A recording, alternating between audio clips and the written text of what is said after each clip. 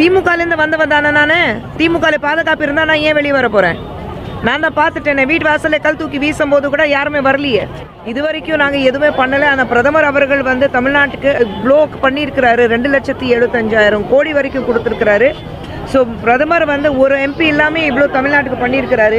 இங்கிருந்து ஜெயிச்சுட்டு பாராளுமன்றத்துக்கு நாங்கள் அனுப்புனாக்கா எவ்வளோ நல்லது பண்ணுவாருன்னா, அதனால் அவங்க தெளிவாக இருக்காங்க. இந்த தடவை நிச்சயமாக நாங்கள் பாஜகவுக்கு வாக்களிக்க போகிறோம்னா 3,80,000 கோடி திராவிட முன்னேற்ற கழக ஆட்சியில் நீங்கள் வந்து கடனை வாங்கியிருக்கீங்க. இது 10ல் 1,43,000 கோடி இன்னும் கடன் வேணும் சொல்லிட்டு இருக்கீங்க.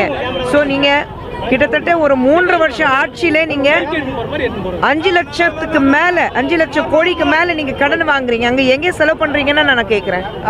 நான் வந்து மாண்புமிகு முதலமைச்சர் அவர்களுக்கு நேரடியாகவே கேட்குறேன். நீங்கள் ஆட்சிக்கு வந்தீங்கன்னா உங்கள் இந்தியா பிளாக் அது கல்யாண நேரத்தில் போனாக்கா மாப்பிள்ளை யாருன்னு தெரியாமல் அலைஞ்சிட்டு வாங்க பாருங்கள். இந்தியா பிளாக் இன்னைக்கு அப்படி தான் இருக்குது. யார் மாப்பிள்ளைன்னு தெரியல, யார் பிரதமர் வர போகிறாங்கன்னு அவங்களுக்கே தெரியல.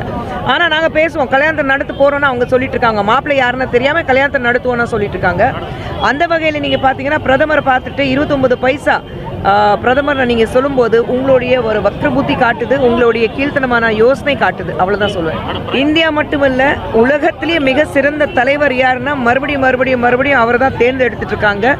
இந்த வருடமும் இது வரைக்கும் எடுத்த எல்லா இதுலேயும் யார் மிக சிறந்த தலைவர் தேர்ந்தெடுக்கும் போது பிரதமர் மோடி 78% வந்து அவர் வந்து முன்னேறியிருக்காரு. ஸோ அப்படி பார்க்கும்போது ஒரு டைனஸ்டி பாலிடிக்ஸில் வந்து அவர் பிரதமர் ஆகலை. ஒரு குடும்ப அரசியல் சொல்லிட்டு வந்து அவர் அரசியலுக்கு வரல. எல்லாமே இன்னைக்கு மாண்புமிகு முதலமைச்சர் அவர்களுக்கு எல்லாமே பிளாட்டரில் கொடுக்கப்பட்டது. எல்லாமே வந்து குடும்ப அரசியல் ரீதியாக அவர் கைக்கு வந்தது.